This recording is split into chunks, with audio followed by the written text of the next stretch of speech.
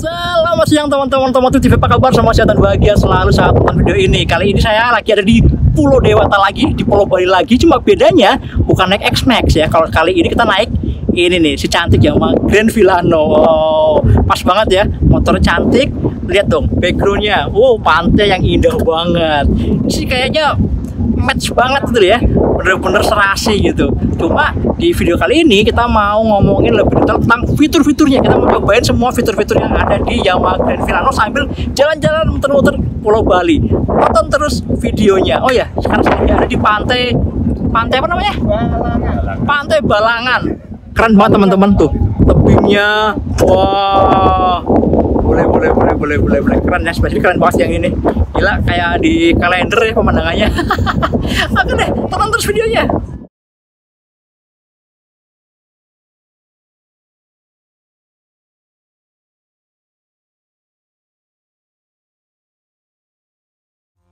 Nah teman-teman, kita langsung lihat fitur-fiturnya.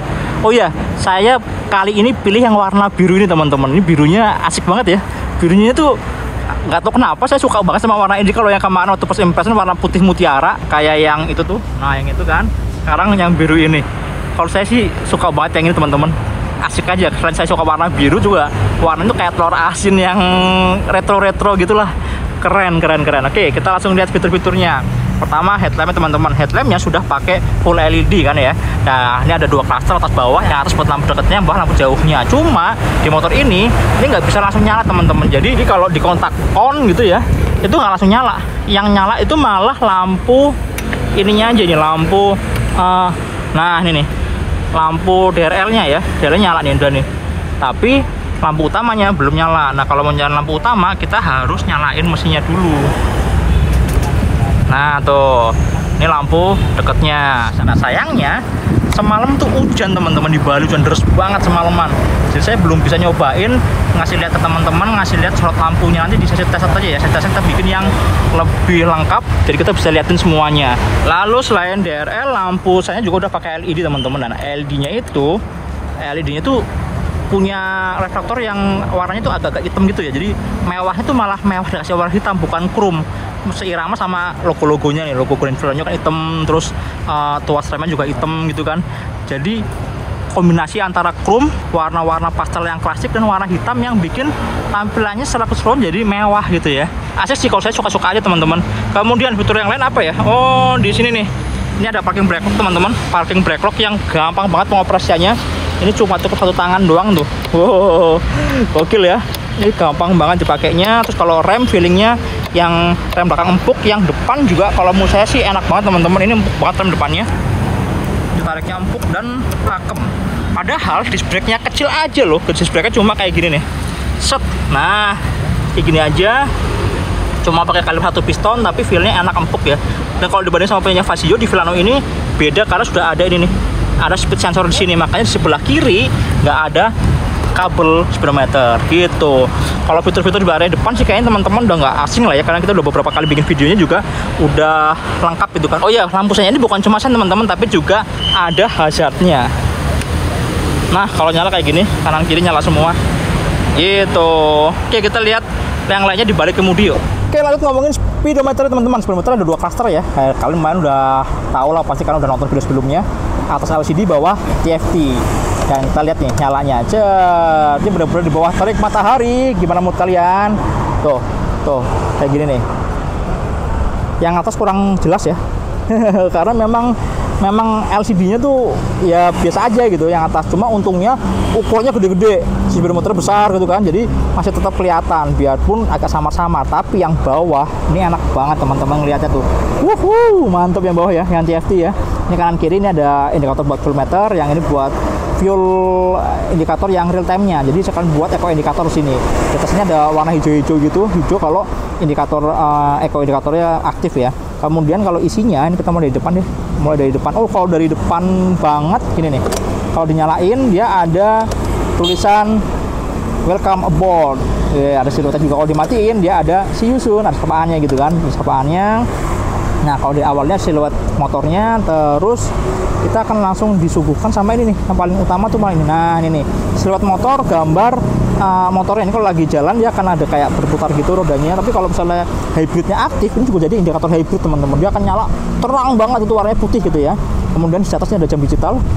Jam digitalnya akan selalu ada di atas tutup terus teman-teman. Nah, di sini ini ada odometer, ada trip, ada full consumption yang real time, ini ada full consumption yang average.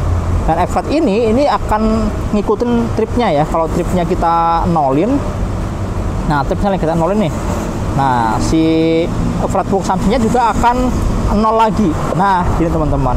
Kemudian ini ada tegangan baterai. Tegangan baterai ini penting buat apa? Karena motor ini satu udah nggak ada kickstarter kan, jadi jangan sampai tekor, nggak bisa starter. Terus yang kedua, ini juga menentukan aktif tidaknya si hybridnya. Kalau misalnya hybridnya tiba-tiba nggak aktif, atau ini nih, atau stop sistemnya nggak aktif, berarti artinya baterainya tekor. Nah, lihatnya dari mana? Dari sini teman-teman, 12,6 aman nih. Harusnya ini hybridnya bisa aktif, si stop sistemnya juga bisa aktif, karena mereka akan aktif di tegangan di atas 12,4 volt gitu. Kemudian settingan lain lagi apa ya? Oh, paling ini nih. Ini kan kilometer per liter nih. Ini ternyata bisa dirubah teman-teman. Average-nya misalnya kita mau dibikin yang settingannya liter per 100 km bisa. Ini kayak di Eropa, kayak di Amerika gitu ya. Kalau di Indonesia sih lebih enak pakai kilometer per liter. Ini cuma ditekan lama aja nih tombol ini nih. Tombol ini ditekan lama. Terus oh ya, ini kan ada garis warna biru teman-teman. Garis biru ini nih akan bergerak gitu, bergerak terus ya, kayak ombak gitu. Kalau motor lagi jalan. Cuma kalau motor lagi kayak gini nggak bisa teman-teman. Karena tuh dia pun jalan mesinnya hidup geber-geber, kita nggak mau karena nggak ada input speed dari roda depan gitu. Tapi ketika hybridnya aktif, si garis biru ini akan berubah jadi gambar motor kayak di depan tadi, kayak si siluet ini nih gitu. Dan ini ternyata siluet si indikator hybridnya ini bisa diaktifkan dan dinonaktifkan. Nah, display off. Kalau display off saat hybridnya aktif, si garis biru ini akan berubah jadi warna putih, dan si putihnya itu akan bergerak juga, menandakan bahwa hybridnya aktif, tapi nggak keluar gambar motornya. Kan kadang-kadang ada yang nggak mau terganggu karena lagi pengen lihat odometernya, pengen lihat trip, atau pengen lihat ini nih full consumption yang real time-nya gitu kan gitu. Kemudian kalian juga bisa ini nih, bisa juga setting jam ini. Kalau tekan lama dia akan berkedip tuh, yang depan akan berkedip jamnya. Kalian bisa pilih jam berapa gitu kan, misalnya jam 1 lagi deh, jam 1 ya. Nah gini, kita tekan yang lama, nah dia akan pindah ke belakang gitu. Kalau misalnya udah oke, tekan lagi yang lama. Jadi nyeting jamnya pun sesimpel itu, semudah itu teman-teman gitu. Kemudian di atas sini teman-teman, di atas kanan kiri ini ada beberapa indikator ya, indikator buat ini nih, Way Connect. Nah ini ada buat pesan, terus ada buat telepon ya, terus ada apps, ada baterai juga nih, baterai di handphone kalian gitu kalau sudah terkoneksi ke speedometer ini dengan Bluetooth gitu kan. Oke, kayak apa tampilan Way Connect-nya? Nah, kayak gini teman-teman nih. Gini kan, sebenarnya mirip kayak tampilan Way Connect yang lain, cuma ini ya ada ini aja gambar si Filano-nya aja. Terus ini ada pengingatan oli, tegangan baterai gitu kan, kapan harus servis. Terus ini ada nah ini ada full consumption gitu kan, terus ada kapan kita parkir terakhir di mana ketahuan juga gitu. Jadi kalau secara fitur sebenarnya sama-sama aja, mirip kayak yang Way Connect yang lain. Gitu teman-teman, kira-kira tampilan speedometernya. Saya suka banget sama ini nih. Sama tampilan TFT-nya. Bagus banget. Ini ada tombol buat stop touch system teman-teman. Jadi kalau kita lagi berhenti, motornya langsam gitu ya, otomatis mesinnya akan mati. Kalau kita gas lagi, mesin akan langsung nyala. Kalau di Yamaha ada 2 mode ya. Ada mode yang 0 second sama yang 5 second. 0 second tuh kalau kita dari bener-bener kenceng tiba-tiba berhenti, 0 second langsung mati. Tapi kalau merambat pelan-pelan di kemacetan itu 5 second teman-teman. Dan kalau kondisi stop sistemnya aktif, maka di atas ini akan ada logo huruf A, ada lingkarannya itu akan berkedip. Tapi kalau nggak nyala, kalau nggak aktif dia mati teman-teman gitu. Kemudian di bawah ini ada hazard, ada tombol starter. Nah, starternya ternyata nih dari kemarin tuh banyak yang nggak sadar juga nih, di Grand Filano ini ada fitur namanya one push button. Jadi tombol starternya kalau kita pencet cuma cukup sekali aja, dia akan langsung muter terus sampai mesinnya nyala. Jadi kalau misalnya lagi pagi-pagi kan biasanya kadang-kadang nggak langsung hidup ya mesinnya ya. Nah kalau di Yamaha Grand Filano ini kita cukup tekan sekali, dia akan muter terus dalam satu sampai mesinnya nyala. Kita cobain ya, kita tarik tuas rem terus tekan sekali aja. Tuh, langsung nyala teman-teman. Baru cuma colok sekali doang. Asik ya. Kemudian di sebelah kiri ada lampu jauh, ada lampusan, ada klakson gitu. Klaksonnya kayak gini suaranya. nggak terlalu keras ya. Oke, turun ke bawah. Ini ada power outlet yang posisinya agak aneh teman-teman ya. Kalau di Vazio tuh enaknya di sebelah kiri tuh ada konsolnya, ada lacinya. Jadi power outletnya di dalam laci. Itu kalau waktu kita lagi ngecas bisa langsung ke dalam. Nah kalau di motor ini nggak ada teman-teman. Jadi terbuka kayak gini. Jadi saya sempat nyobain juga pakai lighter gitu kan ya, colokin gitu, terus kita ngecas, handphonenya ditaruh di bawah sini, di bawah konsol. Cuma kalau kita lagi bawa air mineral yang segede gini nih, ini kayaknya susah ya kalau buat masukin handphone lagi, susah banget karena tuh sempit lah ruangannya, harus ditekan-tekan gitu kan. Ya bisa tapi maksa gitu kan. Kalau kemarin saya pakai yang lebih kecil tuh lebih enak sih, lebih apa namanya, lebih longgar. Tapi keuntungannya kalau misalnya bawa yang botol minum segede gini, ini jadi ngepres gitu, jadi nggak terlalu goyang-goyang banget gitu. Dan waktu kita cobain teman-teman di sini buat ngecas ya, ternyata nggak terlalu cepet-cepet banget karena di charger ini cuma 1 ampere teman-teman. Terus spesifikasinya cuma 1 ampere nih, kelihatan ya, 1 ampere doang, makanya nggak terlalu cepet buat ngecasnya. Nah kemarin itu kita jalan sekitar 30 menitan, kita cas dari 37%, setengah jam itu cuma nambah jadi sekitar 50%-an aja, jadi nggak terlalu cepet-cepet banget, standar aja lah. Tapi 1 ampere ini ya hampir semua charger sekitar segitu lah ya, 1-2 ampere gitu kan.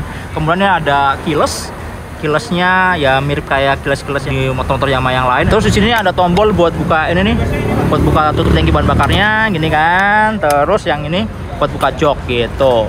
Oke, di bagian bawah ini ada konsolnya tadi saya bilang ya. Kalau buat naruh air mineral segini sih gampang banget, plung, aman. Di sini ada pengait untuk bawa barang. Nah ini enak banget teman-teman. Ini karena ada pengaitnya kayak gini, kita nggak takut barang kita yang ditaruh sini tuh kabur-kaburan gitu loh. Karena benar-benar kekunci di sini gitu. Nah gini contohnya nih. Ini kantongin sini kan. Nah tasnya tuh nggak bakal kelepas teman-teman. Jadi bener-bener lebih aman. Mau terbang-terbang, lompat-lompat juga dia nggak akan lepas karena penguncinya dia modelnya ke depan gitu ya. Gitu sih. Oke, yang asik lagi dari motornya adalah cek pijakan kakinya. Nah, pijakan kakinya ini lebar banget teman-teman. Ini lebar karena pertama mesinnya dibikin lebih singkat ya, lebih kecil gitu kan, lebih pendek CVT-nya, jadi di area belakang sini bisa lebih mundur. Yang jelas ini lega banget sih. Saya tuh nyobain naruh tas yang lumayan gede ukurannya teman-teman. Tas saya taruh sini, ternyata ruangan kaki di bagian samping ini itu masih lega. Nggak yang bener-bener di pinggir gitu, tapi masih ada ruang lah, masih nyaman gitu loh. Dan ini berguna banget buat kalian yang memang suka bawa barang banyak, bawa tas gede-gede gemblokan gitu, ditaruh di sini ternyata masih nyaman, masih muat dan masih nyaman. Bahkan saya yakin galon juga bisa masuk sih, kayak galon 2 nih bisa nih. Biarpun saya nggak merekomendasikan ya, besok saya tes kita akan cobain kalau naruh galon di sini kayak gimana. Tapi yang jelas oke sih, enak. Satu lagi yang saya suka buat jalan jauh, buat touring adalah ini teman-teman, bagasinya. Helm open face pasti bisa masuk loh, dan di belakang ini masih ada tuh, masih ada tas gini kan, tas gemblok isinya jas hujan segala macam, bisa taruh di belakang sini. Yang depan ini bisa muat helm open face. Ini saya pakai helm Nolan N40. Nah bisa masuk dengan sempurna teman-teman. Ini shellnya lumayan gede ya, sakangnya lumayan besar, bisa masuk. Nah kalau helm full face, ternyata tadi saya cepat nyobain pakai helm full face KYT, ternyata nggak bisa masuk teman-teman. Jadi memang kalau helm full face itu biasanya lebih tinggi ya. Nah, kalau terlalu tinggi dia akan mentok di bagian sininya gitu. Gitu teman-teman. Bagasinya oke banget sih, saya suka ini. Buat hari-hari pasti nyaman sekali. Ini tas saja pasti bisa masuk ke dalam sini lagi. Mantap.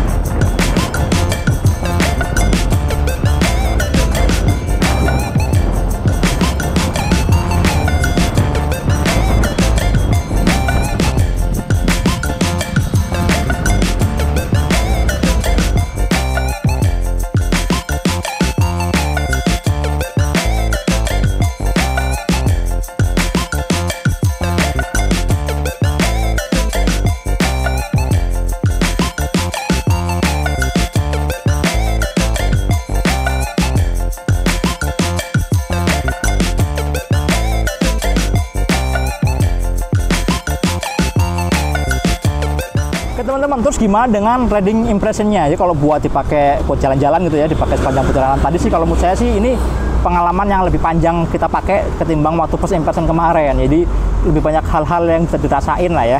Kalau riding position ya udah mirip kayak yang sebelumnya kita omongin, memang lumayan oke, lumayan nyaman, tapi memang joknya tinggi gitu kan. Saya juga sempat nyobain juga pakai Vasio kan, ternyata memang kerasa banget teman-teman, kerasa kalau joknya itu memang kerasa lebih tinggi ya, cuma feelnya memang lebih empuk, lebih kerasa lebih tebel daripada si Vasio. Kalau di Vasio langsung kayak ambles gitu, biarpun tinggi stangnya atau pijakan kakinya itu mirip-mirip sih, sama-sama lega gitu loh. Jadi buat kalian yang jangkung-jangkung di motor ini enak, dan buat kalian yang memang mau bawa barang di deck pijakan kakinya itu juga enak juga karena lumayan lega. Duh, ini bunyi terus nih. Ini salah satu fitur yang oke banget di kelasnya Yamaha. Jadi kalau misalnya kita lupa naruh di posisi off gitu ya, dia akan ngasih tahu bunyi tit tit tit tit gitu terus teman-teman. Bukan posisi open kan. Ini kalau kita putar ke off, diem tuh. Oke ya. Jadi nggak bakal tekor si akinya, si baterainya gitu. Oke, lanjut ke riding posisinya lagi tadi. Kalau saya sih masih oke lah ya. Tapi memang buat yang nggak terlalu tinggi, nggak terlalu jangkung, kalau saya sih lebih menyarankan di Vasio daripada di Grand Filano ini. Karena memang joknya lumayan sih. Tapi buat kalian yang 165 cm ke atas, rasanya aman-aman aja. Jinjit tapi nggak terlalu banyak lah. Dan kalau yang di bawah itu, kalian ya ngakalin, kayak saya udah bilang di video sebelumnya, bisa papas pusat joknya, atau ya pakai sepatu yang kakinya lebih tinggi gitu kan. Oke, itu posisi pengendaranya. Itu kalau suspensi yang belakang enak teman-teman, yang belakang nyaman, empuk, juga nggak pernah saya ngerasain bottoming. Tapi yang depan sih ini emang ya lumayan geradakan ya, kalau ketemu jalan yang rusak yang banyak batu-batuan gitu, memang sering mentoknya gitu loh.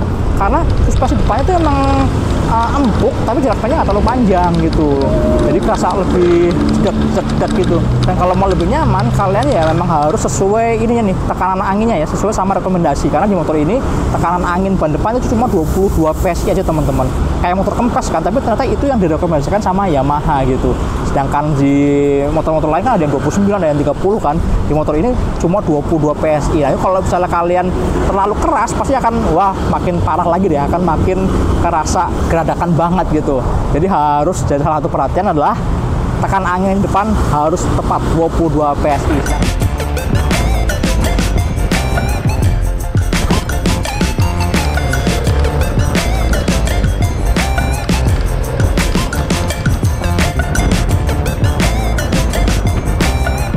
Lalu kalau ngomongin handling, dan Filano ini emang kalah lincah ya kalau dibanding sama Vasio. Vasio itu kerasa banget, enteng buat belok-belok. Ya wajar lah ya lebih ringan, karena emang bobotnya lebih ringan sekitar 5 kg. Tapi kalau masalah stabilitas saat belok kenceng itu lebih mantap di Filano ya, karena tangki di kolongnya ini bikin center gravity-nya lebih rata. Depan belakang tuh lebih enak aja kalau buat nikung-nikung yang tikungan panjang cepet tuh nggak goyang-goyang, lebih mantap. Kemudian kalau suspensi sih kedua motor ini, Filano atau Vasio, mirip banget ya. Belakang nyaman, tapi yang depan memang suka mentok karena jarak mainnya kurang panjang. Oh ya, satu lagi teman-teman, yang saya rasakan enak juga adalah waktu bonceng di Grand Filano. Ternyata tempat duduk belakangnya itu enak banget loh. Pertama, joknya itu panjang lebar empuk. Kedua, joknya juga relatif flat ya, jadi saat duduk tuh nggak yang terlalu melorot rasanya. Kemudian posisi kakinya juga nggak terlalu nangkring. Dan yang istimewa adalah pijakan kakinya lebar, alas karetnya juga bikin nggak licin. Tapi minusnya karena jok depan sampai belakang itu relatif flat, jadi saat duduk dan ngelihat ke depan, pandangan jadi kalangan pengendara, jadi lebih sering lihat helm daripada lihat pemandangan di depan gitu.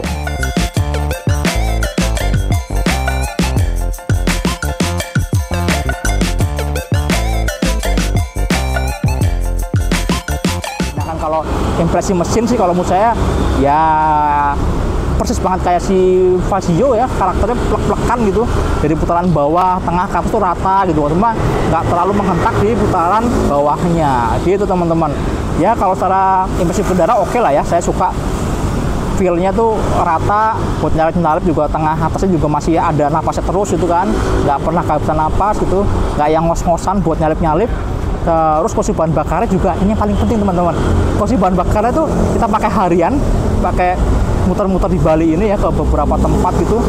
Rata-rata saya dapat sekitar 50 sampai 53 km per liter.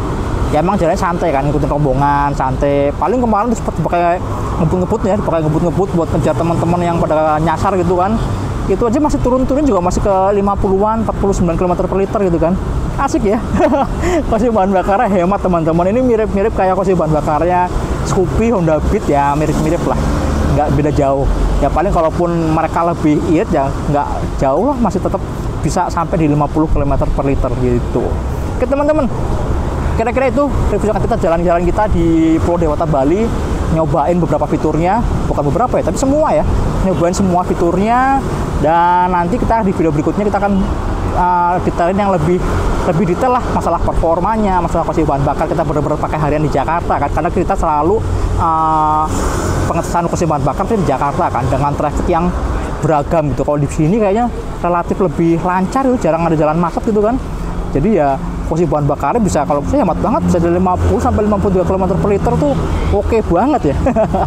Jadi bener-bener jarang ngisi bensin gitu kan. Oke deh, sampai jumpa di video berikutnya. Jangan lupa tonton terus Otomotif TV, nyalakan tombol notifikasi, like, subscribe, dan juga Instagram Otomotif TV. Sampai jumpa di video test ride Grand Vilano. Sabar ya, sabar, tungguin. Dadah.